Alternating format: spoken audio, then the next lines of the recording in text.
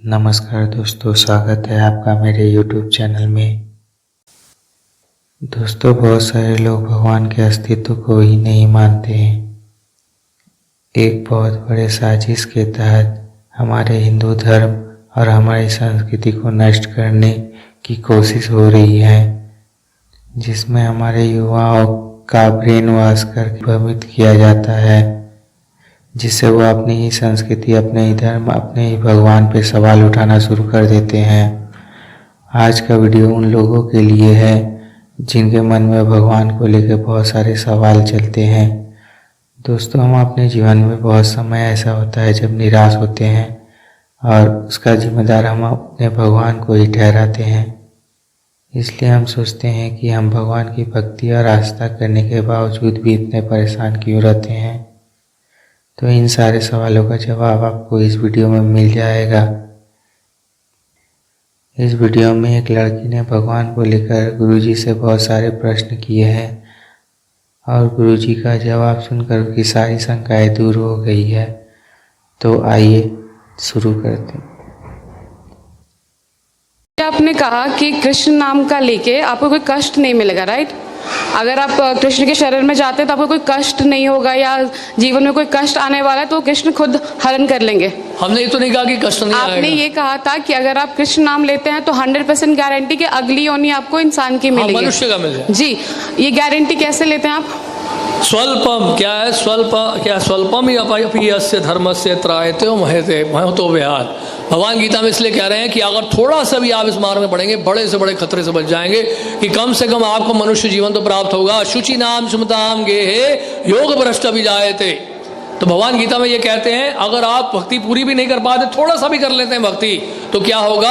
आपको ब्राह्मण परिवार में जन्म मिल जाएगा, धनी परिवार में जन्म मिल जाएगा, अच्छे घराने में जन्म मिलेगा और दोबारा भक्ति करने का अवसर प्राप्त होगा। और अगर मैं भक्ति ना करूँ तो? हाँ जी, अगर मैं भक्ति ना करूँ तो मुझे भक्ति ना करो तो कर्म के अनुसार चलना पड़ेगा। फिर कर्मणा देव नेत्र न जंतुर्देहो भवते। मेरे एक जानने वाले हैं, पिछले 10 साल से वो डिवोटी हैं यहीं के, ठीक है। अभी 6 महीने पहले उनकी फादर की डेथ हुई थी।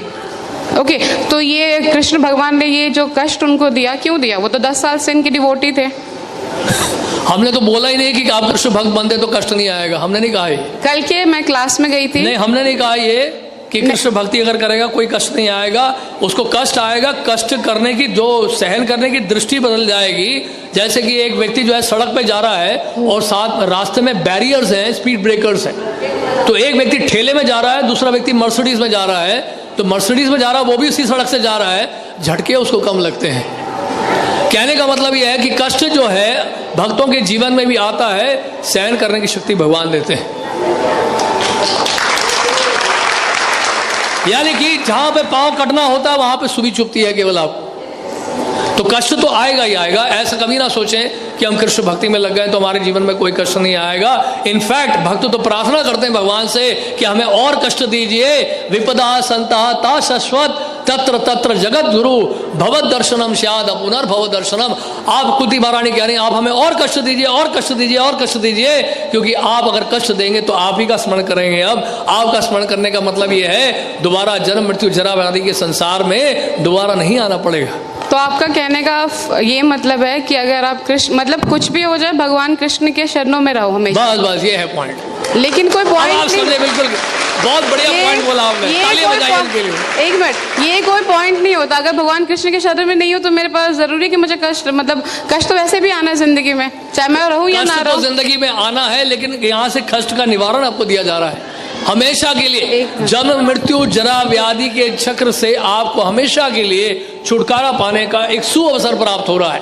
भगवान की सेवा में लगे, एक जीवन आप कृष्ण की सेवा में दे दो, कृष्ण आपको वापस लेके चले जाएंगे। तो आपका कहने का मतलब है कि मैं कृष्ण के शरण में जाती तो अगले जन्म में मुझे इंसान क्या ही वो मिलेगा? इंसान का मिलेगा, और अगर अच्छी तरह से भक्ति करेंगे तो भगवान के धाम में भी जाएंगे। ये तो मरने के बाद किसने देखा है कि कौन कहाँ जा रहा है?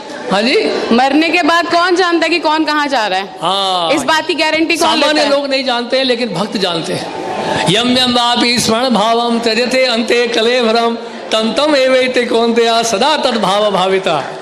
अंत काल में जिसका भी आप स्मरण करेंगे उस तरह का शरीर आपको मिलेगा। भगवान गीता में कह रहे हैं। तो आपके भक्त जानते हैं कि मरने के बाद कौन कहाँ जा रहा है, राइट? हाँ, 100%। तो मैं उन भक्त से मिलना चाहती हूँ एक बार। जरूर मिलेगा। क्योंकि मुझे भी जानना है कि कैसे उनको पता चल रहा है कि मरने के बाद जा रहे हैं। उसके लिए आपको प्रोसेस अप्लाई करना पड़ेगा। जिस तरह से कोई आईआईटी के बारे में जानना चाहता है तो हम उसको क्या बोलेंगे, आईआईटी में पहले एडमिशन तो ले लो, आईआईटी में जो सिलेबस उसको तो फॉलो कर लो, वहां के प्रोसेस को तो फॉलो कर लो, वहां के रूल्स एंड रेगुलेशंस को फॉलो कर लो। इट्स अ काइंड ऑफ फोर्समेंट कि आप किसी को फोर्स कर रहे हैं कि जबरदस्ती आप हम किसी जाइए। को फोर्स नहीं कर रहे हैं, आपकी इच्छा आप आइए, नहीं इच्छा मत आइए।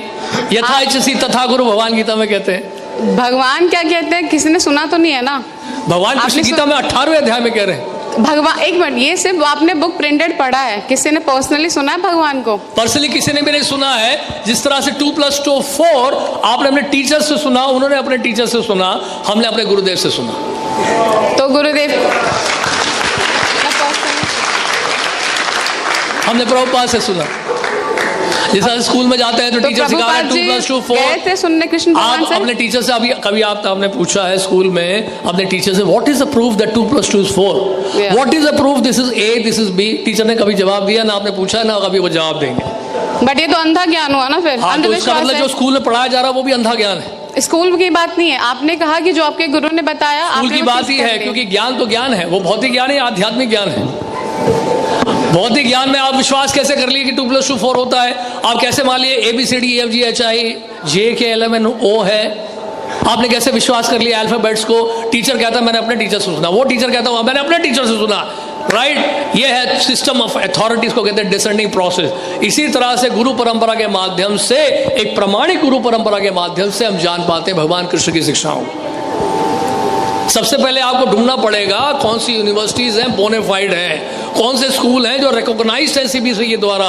उसी तरह से वैश्विक सिद्धांत को समझने के लिए, इस आध्यात्मिक ज्ञान को प्राप्त करने के लिए हमें सबसे पहले ढूंढना पड़ेगा कि प्रमाणिक स्रोत कौन सा है जिससे हम भगवान कृष्ण के बारे में जान सकें। इसके लिए हमें शास्त्र पढ़ने पड़ेंगे। तो उन शास्त्रों में इस प्रकार से वर्णित है। और बताइए। बस ठीक है। तथा हमारे चैनल को सब्सक्राइब कर दीजिए और बेल आइकन को दबा दीजिए। धन्यवाद।